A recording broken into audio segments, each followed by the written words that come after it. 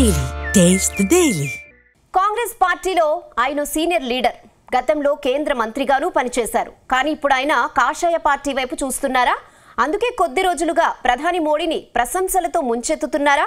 అయితే పాత కేసులకి భయపడే ప్రధానిని పొగుడుతున్నారా? లేక కాంగ్రెస్ కు కేంద్రంలో భవిష్యత్తు లేదని డిసైడ్ అయ్యారా? అసలు ఎంపీ మాటల వెనుక ఉన్న మతలబేంటి? Let's watch.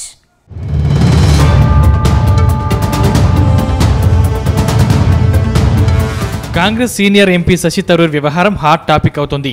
కొద్ది రోజులుగా ఆయన కమలం పార్టీ నేతలపై ప్రశంసలు కురిపించడం చర్చనీయాంశంగా మారింది. తాజాగా ఆయన ప్రధాని మోదీపై మరోసారి ప్రశంసలు కురిపించారు. దాంతో ఆయన బీజేపీకి దగ్గరయ్యేందుకే మోదీని పొగుడుతున్నారని చర్చ జరుగుతోంది. తాజాగా ఢిల్లీలో జరిగిన ఓ ప్రైవేటు కార్యక్రమంలో శశి థరూర్ పాల్గొన్నారు. ఆ తర్వాత ప్రధాని మోదీ ప్రసంగం గురించి ఎక్స్ వేదికగా పోస్టు చేశారు.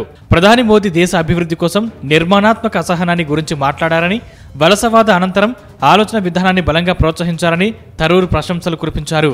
అటు కరోనా మహమ్మారి వంటి ప్రపంచ సంక్షోభాల నుంచి బయటపడడం, ఉక్రెయిన్ యుద్ధ పరిస్థితులను ఎదుర్కోవడంలో భారత్ ఆర్థిక స్థిరత్వాన్ని ప్రపంచం గుర్తించడంలో ప్రధాని కీలక పాత్ర పోషించారని శశి థరూర్ చెప్పుకొచ్చారు.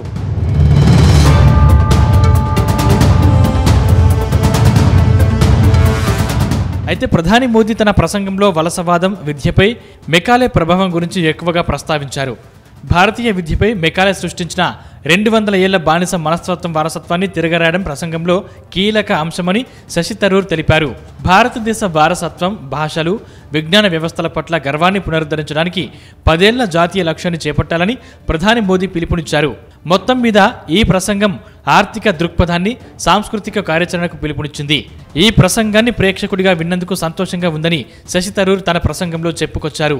So I'm here to campaign for my colleagues here for the Trivandrum Award. Shabari is an excellent example of the kind of new young faces we're putting before the voters. He's an experienced IT professional, engineering professional. He's somebody who's worked in the private sector in senior roles as a young man. He has come into politics. He has very good experience in politics. He's been an MLA. He's contested again. He is somebody who we put forward as someone who's not just a run-of-the-mill politician, but somebody who can manage the urban development of the city. The city needs it. 45 years the left has been ruling and driving the city to rack and ruin. ఇప్పుడు Congress MP Shashi Tharoor comments Congress పార్టీలో దుమారం రేపుతున్నాయి. ప్రతిపక్ష పార్టీలో ఉంటూ ప్రధానిని పొగడటం ఏమిటని కాంగ్రెస్ నేతలు ప్రశ్నిస్తున్నారు. అయితే కొన్ని నెలలుగా శశి థరూర్ కాంగ్రెస్ పార్టీ మధ్య సంబంధాలు దెబ్బతిన్నాయి. అంతకు ముందు కూడా ప్రధాని మోదీని ప్రధాన ఆస్తి అని అభివర్ణించడం, టెర్రర్ అటాక్ సంక్షోభాన్ని ఆయన నిర్వహించిన తీరును పొగడటం వంటి వ్యాఖ్యలతో శశి థరూర్ కాంగ్రెస్ నాయకుల నుంచి తీవ్ర విమర్శలు ఎదుర్కొన్నారు. ఇటీవల పహల్గాం ఉగ్రదాడి తర్వాత స్నేహపూర్వక దేశాలకు వెళ్లిన ప్రభుత్వ ప్రతినిధి బృందంలో శశి థరూర్ ప్రతిపక్ష నేతగా ఎంపికైనప్పటి నుంచి ఆయన బీజేపీలోకి మారనున్నారనే గుసగుసలు పెరిగాయి. అయితే తాను బీజేపీలో చేరడం లేదని, ఇది జాతీయ ఐక్యతకు సంబంధించిన అంశమని థరూర్ జూన్లో స్పష్టం చేశారు. ఇప్పుడు మరోసారి ప్రధానిపై ప్రశంసలు కురిపించడంతో ఆయన పార్టీ మారడం ఖాయమని ప్రచారం జరుగుతోంది. नजर नहीं आ रही थी किस चीज के लिए तारीफ की जा सकती है. मुझे लगता है प्रधानमंत्री को बहुत सारी बातों का जवाब देना चाहिए. वो एक न्यूज़पेपर के इवेंट पे गए थे तो उनको बताना चाहिए कि उनको निष्पक्ष पत्रकारिता से क्या दिक्कत है. उनको तो वहां पर बोलना चाहिए था कि वो सच बोलने वालों और दिखाने वालों से क्यों इतना चिढ़ते हैं, उनके ऊपर FIR क्यों कराते हैं.